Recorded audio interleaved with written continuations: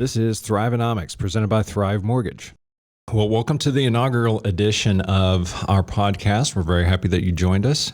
As our first guest, we thought there'd be nobody better to kind of get us kickstarted than our own Chief Financial Officer, Michael Jones. So, Michael, thanks for taking time out of your schedule to be here. Yeah, thanks for having me. I'm excited. Absolutely, we're excited too.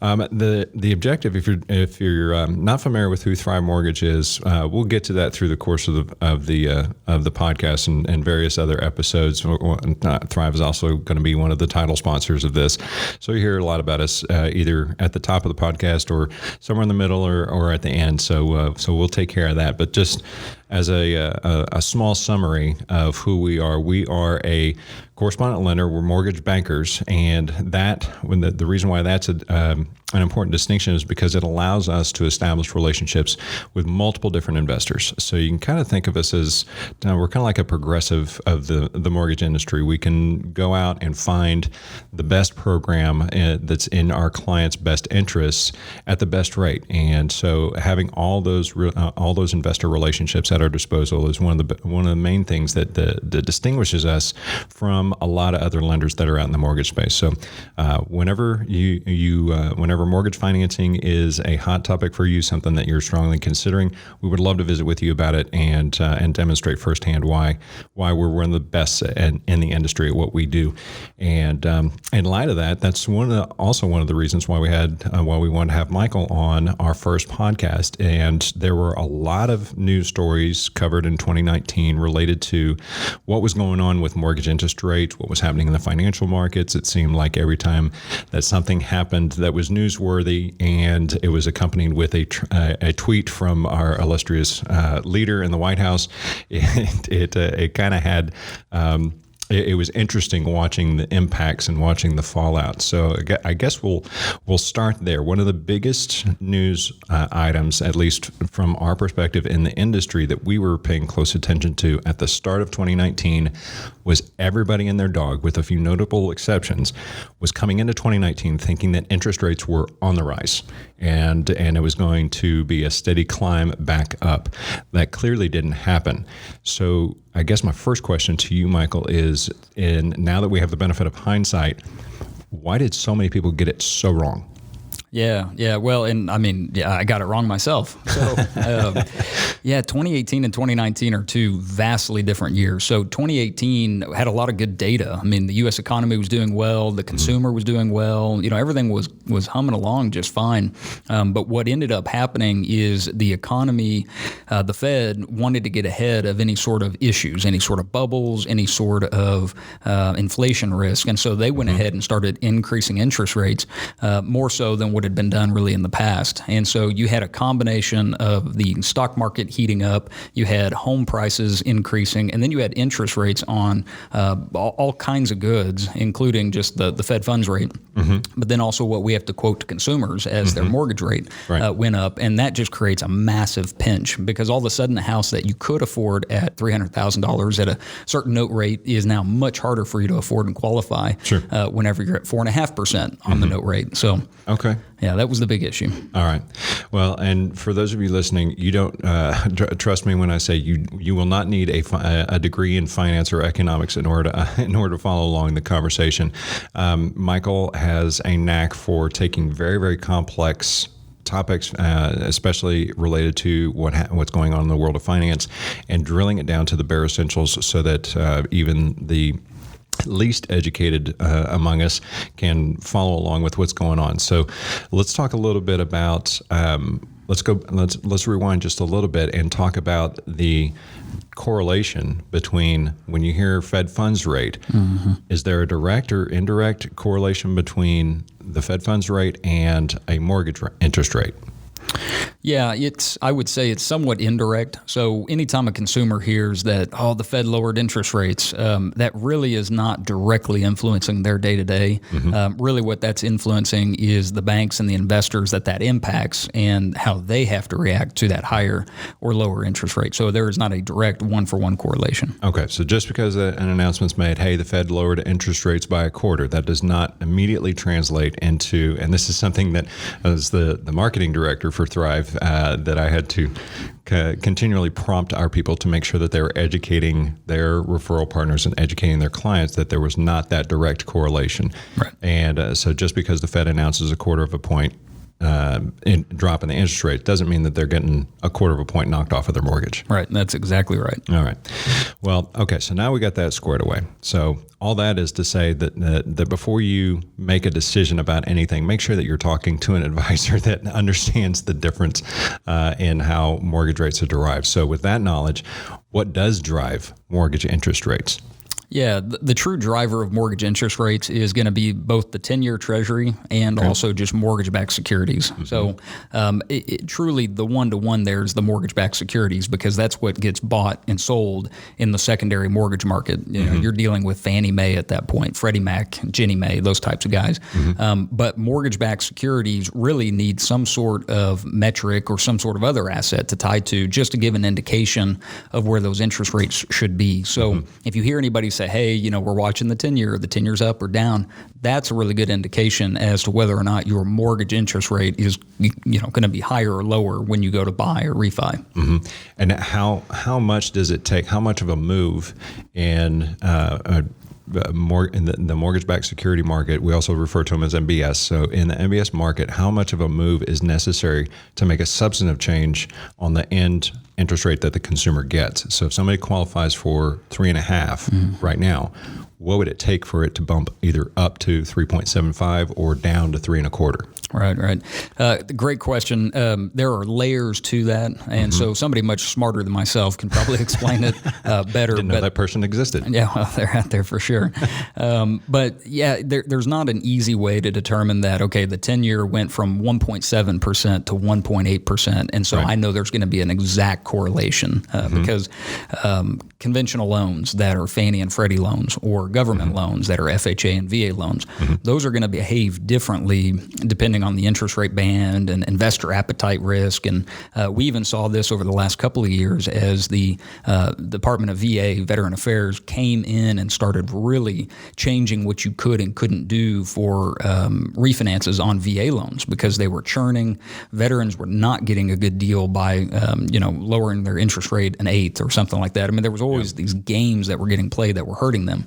And so the actions that they took created more issues in the VA loan secondary market. So those just became harder to buy and sell. And so that impacted, how they would move with rates. So, I mean, the bottom line for anyone that isn't really following along with our conversation, the bottom line is that there are literally dozens of variables that go into, is that fair assessment? Yeah, absolutely. I mean, literally dozens of variables that go into pricing an individual loan. And there are literally thousands of different individual loan programs out there, because no borrower's financial situation is exactly identical to the next person. And as you and I are both originators, or have been in the past, and I see it in the clients that I work with. I see it all the time. I'll have an application come in, and I'll look over the borrower's profile, and I'll think, this is exactly like the Smiths that I just did last month. Right. And then I'll structure the loan file the way that is in the best interest of the borrower, and then go for pricing. And pricing is for whatever reason, is really different. And only one piece of that is because of what's going on in the market. Right. And so it's really interesting seeing this dance that happens on a daily basis, not just monthly basis, but on a daily basis, between what works for one person at a particular time, at a particular point in time, versus how it changes within even a week's time. Right. So that's very interesting, and I guarantee you it would drive me absolutely batty to try and keep track of all that. My brain is just not that detailed. So I'm glad that there's people in the world like you that exist and can make sense of it. As far as if somebody wants to get just kind of a quick and dirty education on how financial markets work, specifically in the mortgage space, one of the first things that I point to is The Big Short, and I tell them to, and it's kind of like mortgage financing for dummies, really. Right. And not saying that anybody who likes that book is a dummy, but sure. That book for me, even more so than the movie. The movie did a fantastic job, I thought, of adapting the book, and I was actually surprised at how well they did. But the book, it in itself, Michael Lewis did a really good job of just kind of laying out explanations and giving the reader context behind some of the issues that happened during the Great Recession and what led to the crash in 07 and 08. Right. So what's your take? Now that's my personal take on it. What's your take about either books or movies or pop culture that references what happened in the Great Recession? Are there any resources that you point to or that you felt were most noteworthy in terms of spelling out the true story of what happened? Yeah, probably The Big Short, the book itself, did one of the best jobs, or at least one of the most entertaining jobs of explaining what happened, because it wasn't just something that was birthed in 2000 and then we had the run-up and it all came to a head in 2007. I mean, it really goes back to the birth of mortgage-backed securities and then the creation of CDOs, collateralized debt obligations, which is really just slicing and dicing everything up and repackaging it. And then you got people that really were committing fraud. They got lazy. Everybody got greedy. And when we say everybody got greedy, it's easy to point the finger at Wall Street. And absolutely they did. Those guys should have gone to jail, and almost nobody went to jail over that. That was frustrating. Yeah, very frustrating. But you even look at homeowners, and some of them had 3 and 4 homes, and granted, they had bad advice from, loan officers and unscrupulous actors. But it goes to everybody jumping on the bandwagon of you can't go wrong in real estate, and rental rates are going up, and you can get 20% appreciation a year. In the back of your mind, you're hearing alarm bells like, well, that doesn't sound right. But then, of course, you don't want to be the dummy that got left out on the run-up, and then you're not rich. Right. And the most recent example of that would be Bitcoin. Bitcoin may have a place in our world, but when it went all the way up to $20,000 per Bitcoin, and you hear people mortgaging their homes, quitting their jobs to go mine this stuff without really understanding the fundamentals or without there being true demand for it, it just fell apart. And so I was literally reading about people losing their homes because they bet everything on Bitcoin. I remember, it's one of those cyclical things that I think is just innate to human nature. Right. I mean, we might be able to turn this into a more psychological podcast if we wanted to, but I mean, if you go back and look at cycles, the exact same trap or the exact same mode of thinking was present during the dot-com bubble as well. Yep. I remember I worked for an internet startup at the time, and I remember looking over resumes and talking to candidates that we wanted to hire who were willing to forego a salary in lieu of stock options. And I couldn't really understand exactly what I was hearing. It's like, okay, let me get this straight. Right. You don't want any income. You don't want a salary that will pay your living expenses, but you just want to be paid in stock options. It's like, that's pretty much it. I'm like, you're an idiot. I'm not hiring you because of that offer. Yeah, it would have saved us a lot on cash flow, but I was like, you're dumb. And So it's that same mentality, the same kind of thinking. And one of my favorite quotes about the real estate industry was, I believe his name is, I've forgotten, but I believe his name was Paul Vogel. He's an economist professor. And he said that the real estate industry is comprised of 10-year cycles and 5-year memories. And I've always thought that was so interesting because it's absolutely true. Right. And you're right. 2008 did not begin in 2003. It began long before that. And I mean, you can go back to the 80s and even the late 70s to really kind of weave through everything that was taken. One of the things that I thought was interesting, it was only touched on in The Big Short, but one of the things that I thought was really interesting that I wish that they had taken the time to flesh out in the movie was the whole episode of Armando Falcón, when he was the director of Orfeo, and in the early 2000s was going before Congress, and who at that time, if you're not aware, Orfeo was a regulatory agency. They were the ones who were the main oversight regulator over Freddie and Fannie, and the head of it was a gentleman named Armando Falcón, from Austin here, and he went before Congress and said, "We've got a problem. There's a problem with the way that Fannie and Freddie are reporting their books. Right. And it was, when you got to the bottom of it, it was essentially the exact same thing that Enron had done. And they were trying to make themselves look more profitable. And so Armando Falcone was going before Congress and testifying and saying, we have a serious problem in the housing industry. You guys need to wake up, and this needs to be addressed now. And the senators and congressmen and women on both sides of the aisle looked straight back at him and essentially said, why are you trying to manufacture a crisis? And so you're absolutely right. There was plenty of finger pointing to be had on all sectors, but it was the ones with the microphones that were able to kind of skate out of it unscathed. Right. And that part, that much is highly unfortunate. And the brokers and the independent mortgage bankers and the individual loan originators that are out there on their own, they were the ones that got the brunt of the blame, simply because they didn't really have much of a voice, and they didn't really have the opportunity to defend themselves and say, well, no, I was just following guidelines. So it's very interesting. All right, so enough history. Let's talk about 2020. Okay, let's do it. So moving forward, we're still in a very, very low rate environment, probably the lowest rate environment that we've had in decades, or actually even lower than it's been in decades. I just saw an article this morning that we're at the lowest rates in the last, at least in the last 3 years.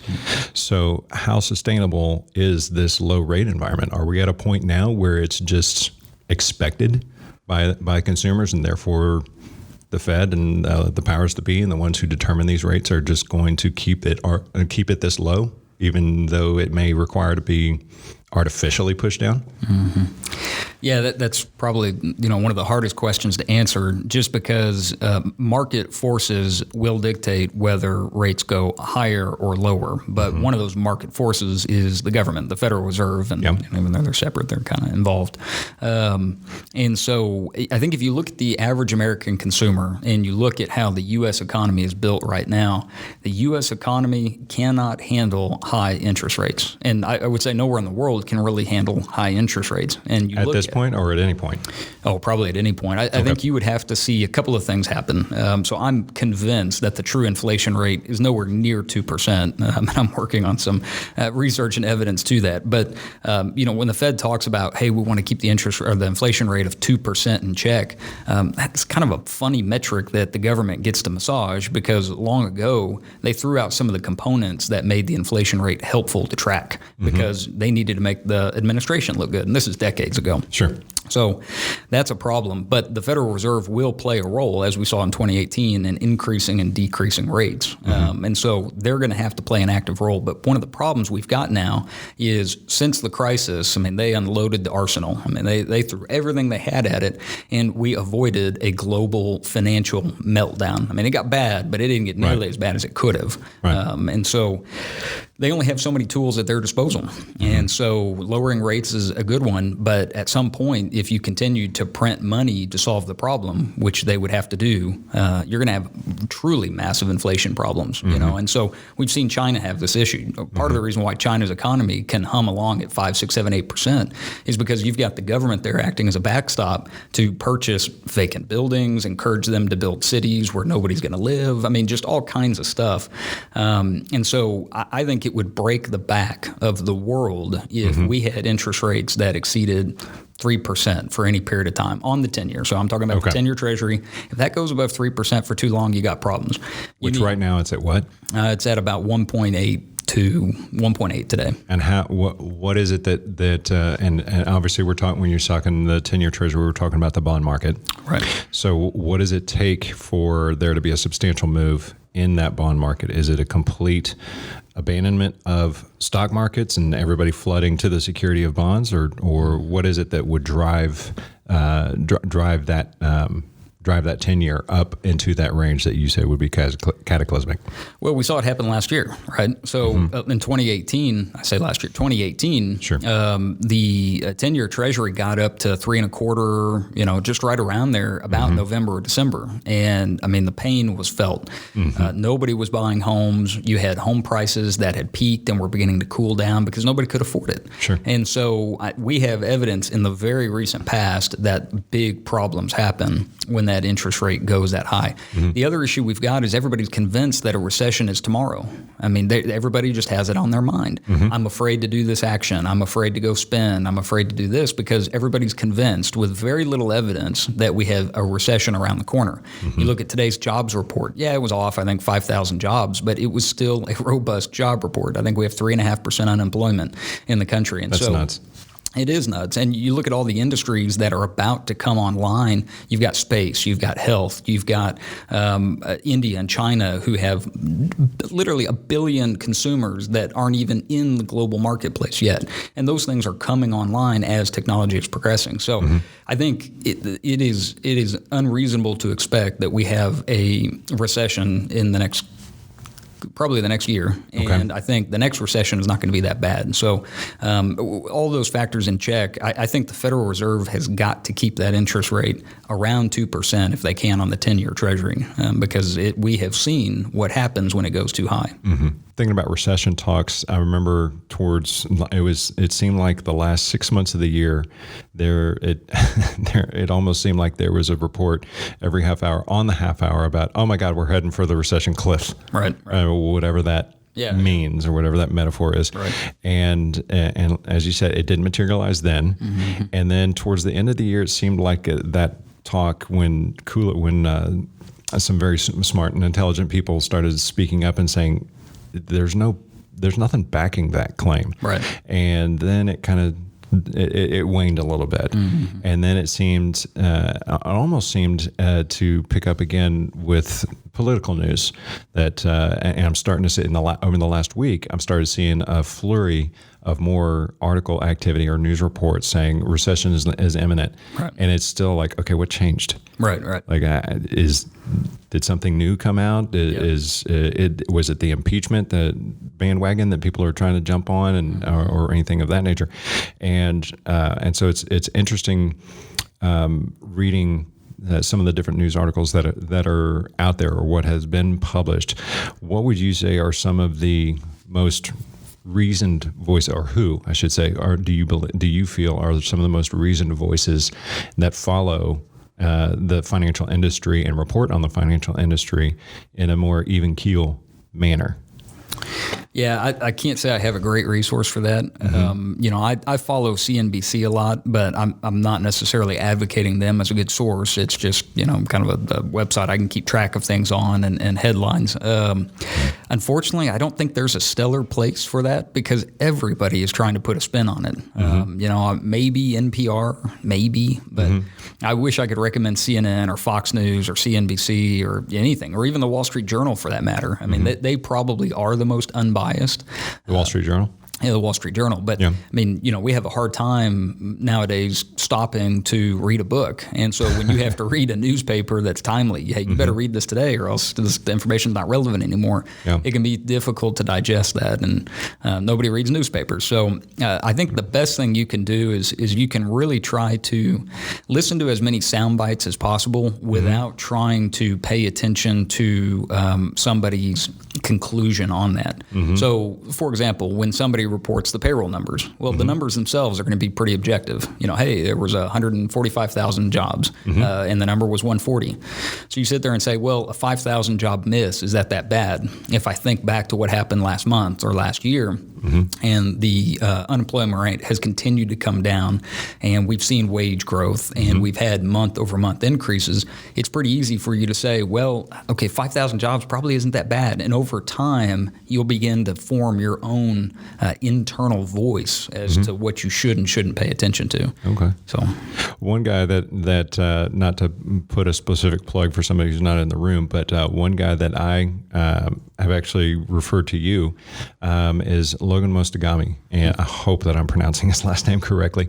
But he's been a featured writer on Housing Wire. I just have been following him through social media and watching some of his live videos, and he's got some very, very interesting takes and just a different way of analyzing data. And he's one of those beautiful minds type of people that you referenced earlier, people smarter than you. I would say, as far as people I've followed recently, he might be one of those people that is smarter than you.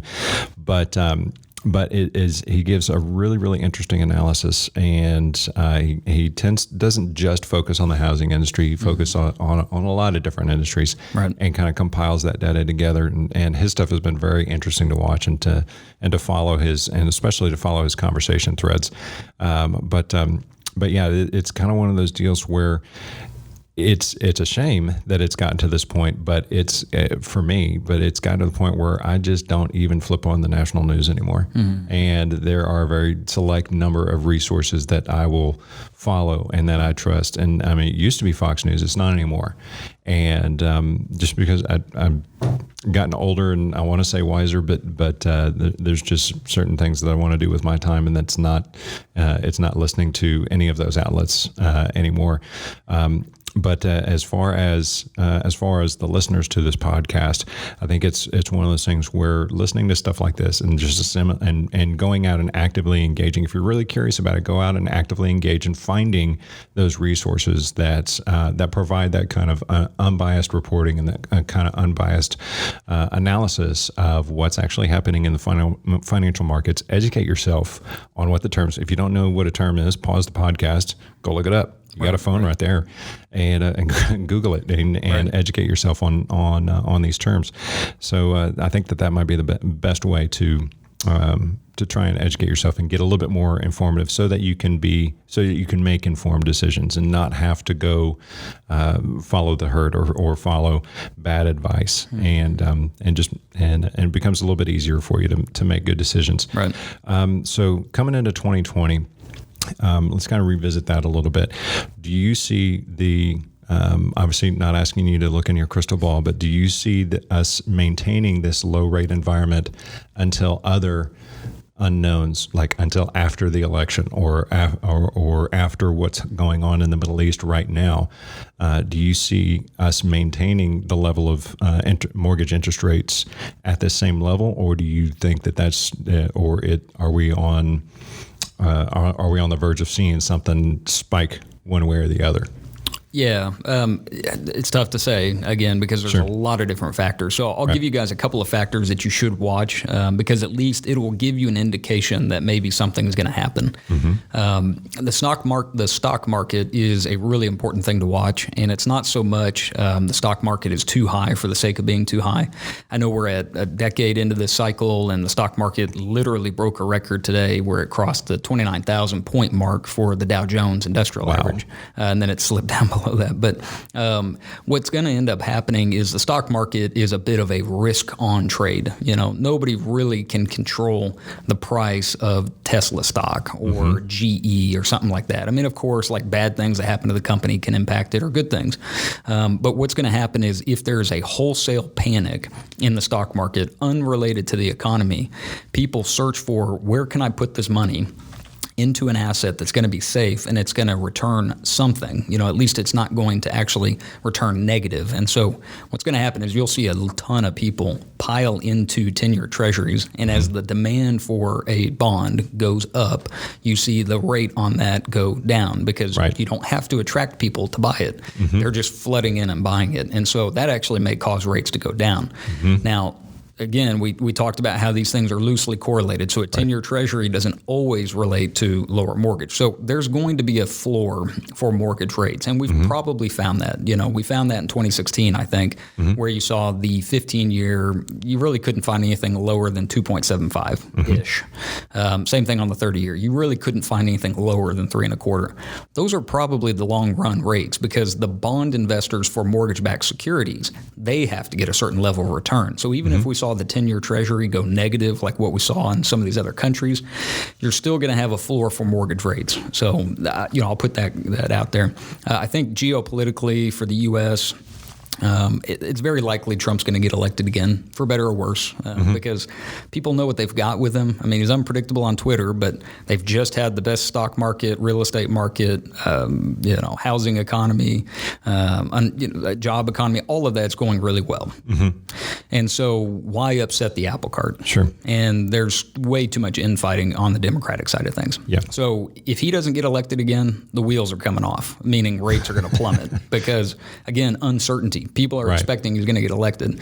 We don't know what a China deal looks like without Trump and his administration at the helm. Right. And so if he doesn't get elected again, we don't know what we're dealing with in 2021 and beyond. I think even China, they're playing games. The U.S. is playing games with China, vice versa. Sure. But that deal's probably going to go through. And so that's positive for the world economy, which that actually could cause rates to continue to stay flat or even increase. Because the world economy will be moving along, and there is that inflation risk that the Fed may then increase interest rates to then try to curb the amount of spending that happens. That's a good point. I mean, there's two adages that are very hard to overcome when it comes to presidential elections, and that is number one, people vote with their pocketbooks, right? And what's going to impact them the most in the wallet, where it counts the most for a lot of families, right? And the other adage is what you alluded to, is that when there's a number of uncertain, when there's a certain level of uncertainty, that favors the incumbent. Yep. And because there's only so much boat rocking that the masses can stand. Right. And so that's pretty astute. So it's so they definitely do have an uphill climb. They being the Democrats, and they don't have a Bill Clinton. And it's not 1992, and there's not Jim Carville saying it's the economy, stupid, and so there's a lot of things that are not working in their favor. Yeah. So it is going to be not saying that it's going to fall out one way or the other, but it is going to be an interesting election this year, I think. Yeah, for sure. Okay. Yeah. Well, we're going to go ahead and start to wrap things up. There's a couple of things that I wanted to make sure that those listening to this podcast know about Michael. Michael has made it a huge goal this year to begin blogging more, and he started publishing a number of articles that have been really, really good reads, especially if you are an entrepreneur. You're already a published author, and you wrote a book called Reset a few years ago. I did. And tell me briefly about that particular book. What's that about? Yeah, that was from my experience as a loan officer. It was also an attempt to follow in Gary Keller's footsteps of the millionaire real estate agent, which was just to get Keller Williams on the map. And arguably that book and some of the other books that came out around that really just got him and his company on people's radar. I can't claim that I've had nearly the success that he has, but it is cool to be able to say, hey, wrote a book, here it is, here's a paper copy of it, and you can hand it to somebody. And so it's helped us for sure. Good. Well, in addition to being that, you also were recently appointed the chairman of the CMLA, which, if you don't know what that is, it's a Community Mortgage Lenders of America. It's a lesser sibling to the MBA. Would you say, or just completely different organization? Different. Totally different organization. Yeah. Okay. Well, fair enough. But anyway, still a very impressive appointment on your part. So congratulations there. Thank you. And very happy to have you representing Thrive on that board. So a whole host of accolades that we could spend the rest of the time going through, but I want to focus back on this blog. So what prompted you to start this blog, worldaccordingtomichael.com? Yeah, a couple of things. I enjoy writing. I'm not sure I'm a fantastic writer, but I at least enjoy doing it. And so that helps. Yeah. Well, and oftentimes I'll find myself wanting to tell people about just something I know or I've come across, and or if I answer something again and again and again for people, I think, okay, well, this is helpful information. People have questions. I can provide my version of the answer that hopefully is rooted in fact and other material things. I like your little caveat there. Hopefully. Rooted in fact. Well, everybody has a spin, right? Everybody's got a disclaimer. And so that's the purpose, is just to exercise that writing muscle, hopefully get my views out there for anybody that cares or is looking for a certain voice, and just to help people. I enjoy helping people, and that's an easy way to do it. Very cool. Well, I've enjoyed reading those articles, and as I mentioned, especially if you are an entrepreneur or starting a new business, or not necessarily in the mortgage space, really. I mean, it's geared more towards just entrepreneurship, which is a little bit more akin to your background, and so it's well worth checking out. So again, it's www.worldaccordingtomichael.com. Yeah. Don't put in it'll take you somewhere else, but it's just worldaccordingtomichael.com. All right, excellent. Well, Michael, any parting words? Is there? Would you like to share some social media handles that you've got so people can find you on social? I otherwise would, but I fear that I wouldn't be able to communicate it well enough. So if you look up Mike Jones on Twitter, you might come across me. You're I am Mike Jones on Twitter. That's right. With little underscores in between the words. That's right. It took me like months to find you. Yeah. I know. Until you found me and started liking some of my stuff. I was like, oh, there he is. Yeah. So that's a good place. LinkedIn, I keep that pretty updated. Sure. And enjoy connecting with people professionally there. That's probably it. I think overall, just as we're parting, I think 2020 is going to be a great year. I think it's going to be a good year for U.S. economy. I think it's going to be good for consumers. I think it's going to be good for loan officers and real estate agents. The biggest thing I think is people just staying nimble. It's so important for people to pay attention and make sure that they're being more efficient and they're really stepping out of the business because otherwise you find yourself working on things that aren't helping your consumer, they're not helping your book of business and so on. So that would be my biggest challenge is just folks to really step back and try to change the way they do things in light of the technology we have, in light of the world we're in now, in light of the generation change that we're having. So that would be it. Don't get lost in your own echo chamber. There you go. Yeah. So there's the title of the podcast right there. Stay out of the echo chamber. All right. Well, thank you so much, Michael, for joining us. Appreciate it. Thank you for listening in. I want to invite you, if you enjoyed what you hear, you're going to hear a whole lot more of this as we continue to bring you some great interviews and have great conversations. So make sure to subscribe, and we'll be back at you with the next episode soon. So have a great day, and we'll be back. Yeah. Thank you, guys. Thank you. Thanks, Michael.